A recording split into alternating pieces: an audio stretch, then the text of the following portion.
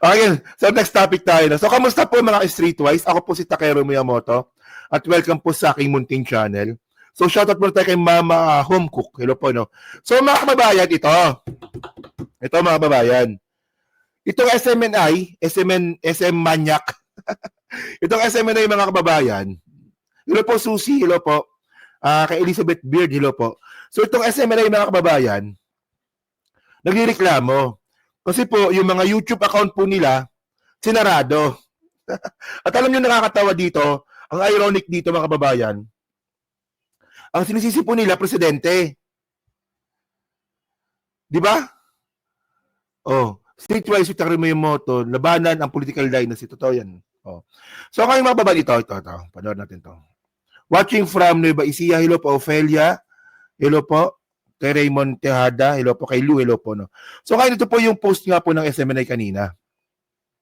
So, to our dear followers, di ba? Please be advised this morning, February 20, ngayong araw, 2025, YouTube disabled the accounts of SMNI's channel handlers resulting in loss of access. Di ba?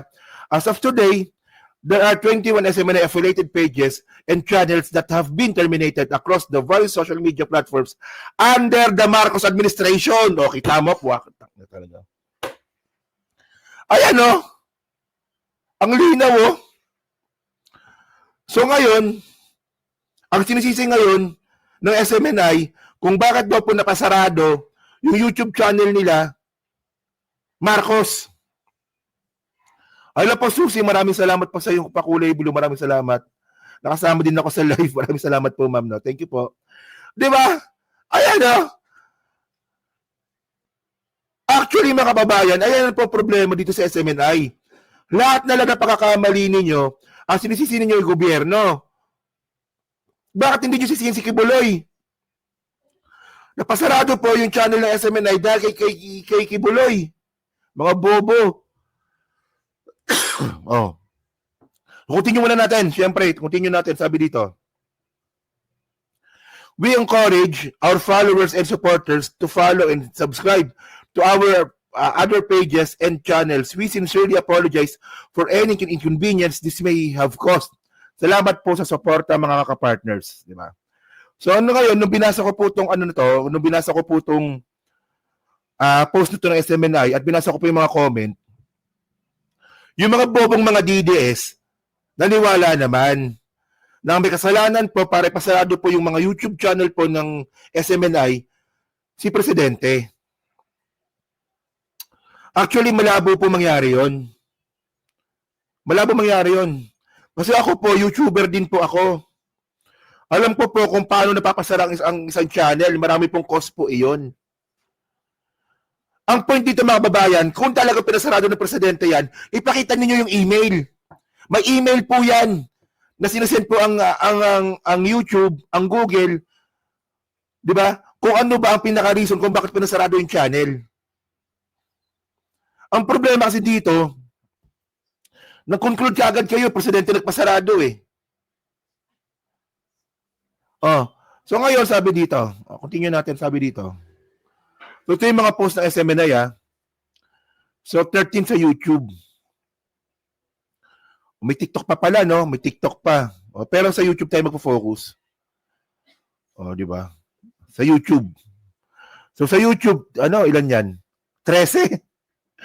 13 account sa YouTube. SMNI News, DZIR, News Plus, Nightline, Newsline, Balita ng Bansa. Ang dami pala nila YouTube channel, no? So ngayon, ang tanong dito, sino nagpasarado? Di ba? Kayo ba nakalimutan nyo ba, SMNI, na ban si Kibuloy sa YouTube? Si Kibuloy na kababayan ban sa YouTube yun. O, ito nangyari ito, tinan nyo. Nabalita ito 2023. Google bans channel of Philippine pastor a Duterte ally from YouTube. Ayan o. Matagal na kayong ban sa YouTube. Nakakalusot lang kayo, mga tanga. O kailan nabalita ito? January, February, March, April, May, June, July. July 7, 2023. July 2023, mga kababayan, ban na po si Kibuloy sa YouTube, matagal na. Oh, ngayon nalaman po ng YouTube na ang SMNI pagmamay-ari ni Kibuloy, so lahat ng gagawin ninyo na channel na affiliated si Kibuloy, isasarado po ng YouTube 'yan. 'Di ba? O, di ba? O, sabi dito. Basahin muna natin, sabi dito. Tanong mukha na yan, no? Mukha ng dalawang manyakis to, no? Yung tingnan yung mukha ng dalawa na yan.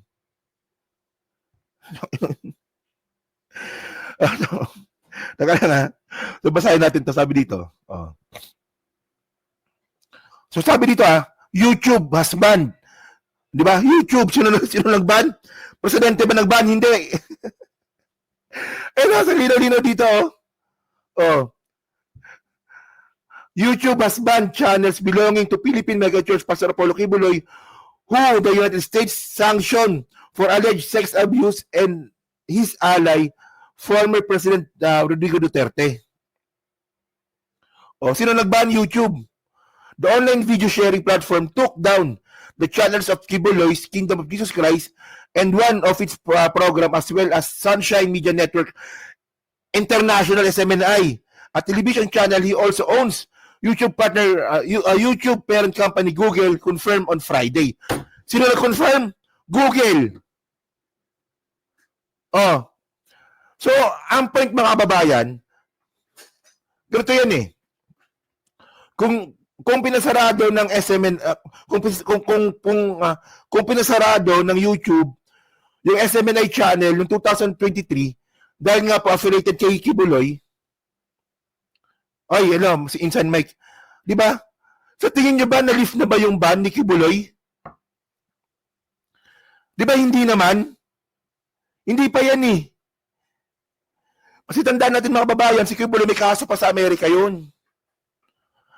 At saka, napaka-bullshit naman, no, na itong sinasabi ng SMNI, na ang reason kung bakit sila pinasarado, si Bongbong Marcos.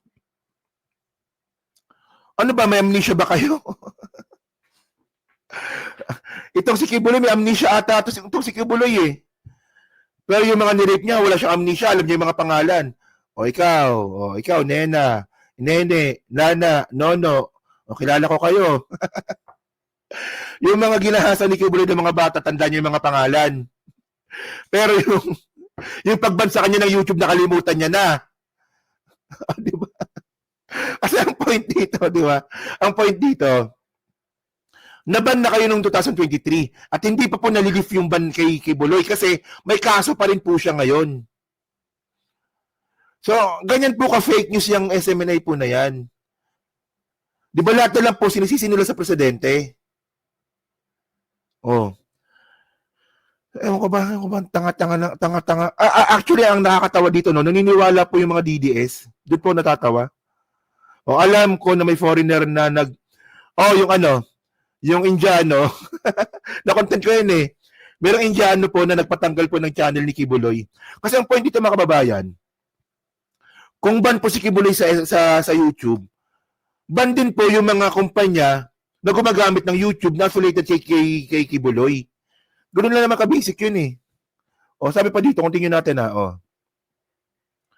Google is committed to compliance with applicable US sanctions and enforces related policies under its term of service.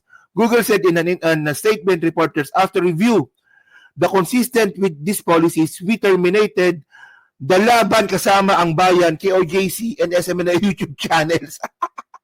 Alam nyo kasi kapal ng mukha ninyo SMNI eh. Naban na kayo noong 2023, ang ginawa ninyo, gumawa lang kayo ng channel, parang walang nangyari. Di ba? Kasi ang talagang bubobo talaga ng mga hayop na to. Isipin nyo, di ba? Putang na, ang tatanga para lang kumita ng pera, no? Nung naban si Kibuloy, nung naban si Kibuloy nung 2023, di ba? Gumawa lang sila ng channel, nag-move on lang, parang walang nangyari. Tapos ngayon, nung sinarado na naman sila ng YouTube, ng Google, sinisi sa presidente. Kasi mga babae ito, alam ni Insan Mike to eh. Pag kami po mga YouTuber, nakakaroon po kami ng violation sa YouTube, nag-i-email po yan. Parang ganyan po yung sample niya, no? Yan, no? Yan, oh. We have reviewed your content and found severe repeated violations of spam. So, ito yung example, pero hindi sa akin galing yan. Kinuha ko lang sa Google yan.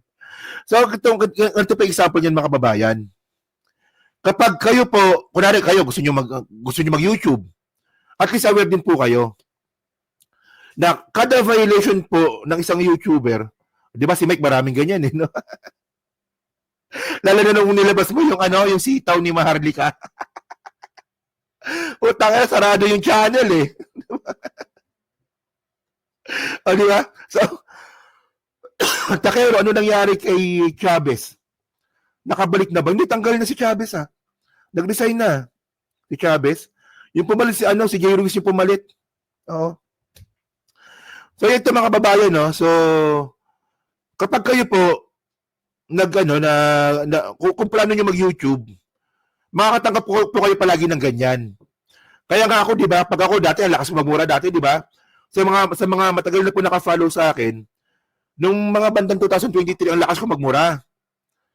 So, ang ginagawa po ng YouTube, niwa-warningan po ako. Dalawa po yung pag-warning sa akin ng YouTube.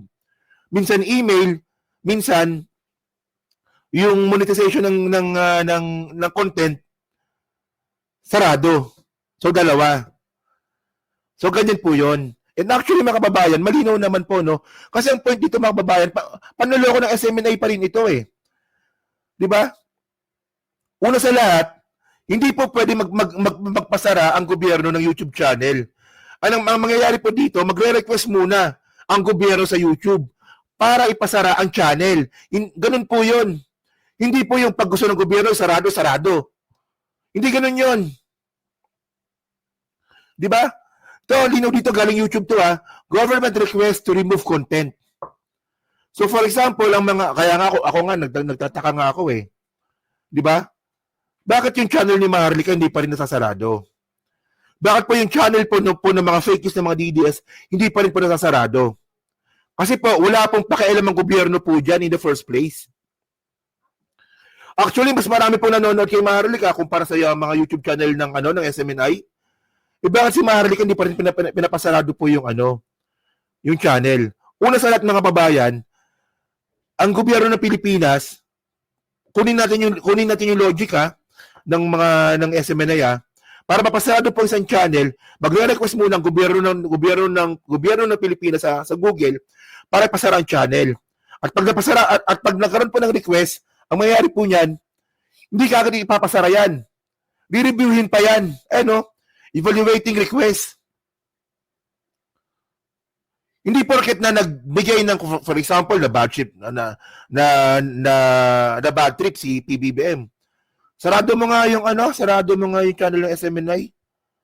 O ang gagawin ng Google, re-reviewin pa yon. So wala kinalaman ng presidente dito. Ewan ko. Bobo talaga.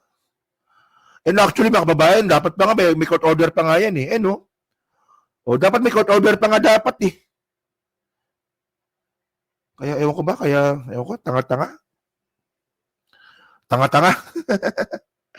So yun mga kababayan, so kayo po, ano po masabi nyo nga po dito sa pagsarado nga po ng mga YouTube channel nga po ng SMNI.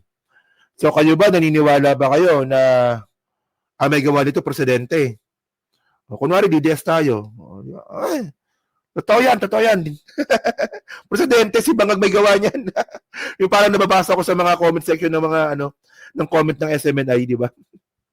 So, yun, sa comment lang po sa baba. So, ito pa pala, no? So, kayo ba, naniniwala ba kayo na deserve ng SMNI na napapasarado? Kasi in the first place, mga kababayan, in the first place, late na nga ito eh. Kasi matagal na po yung mga channel po na yan eh. At alam naman po natin mga kababayan na yung pera po ni Kibuloy naka-hold. Naka-hold po yung pera ni Kibuloy. Di ba naka-freeze? So ang kailangan dito mga kababayan, kailangan po na pambayad ng SMNI dun po sa mga cameraman, dun po sa mga staff, kanila Banat Bay, kanila Oli. Di ba? Eh, yung iba naman, di man nila binabayaran, pero sila Barat Bay, binabayaran nila yan. Oh. So wala na rin po silang wala na rin po silang channel sa local channels. Wala na rin po hindi na rin po sila nakakapag-air sa local channels. So saan sila kumukuha ng pera para pang operation sa YouTube? So kaya pipilit nila 'yan. Oo. Di ba? So yun mababayan, no? So dyan po sa Team Replay, no? So pa-comment lang po sa baba at binabasa ko pong lahat yan. At syempre, no, pa-like, pa-subscribe at kung di naman kalabisan, pa-share na rin po ng video po na to, no? So hanggang sa muli po, so actually meron pa tayo isang topic, no? Last na lang po ito.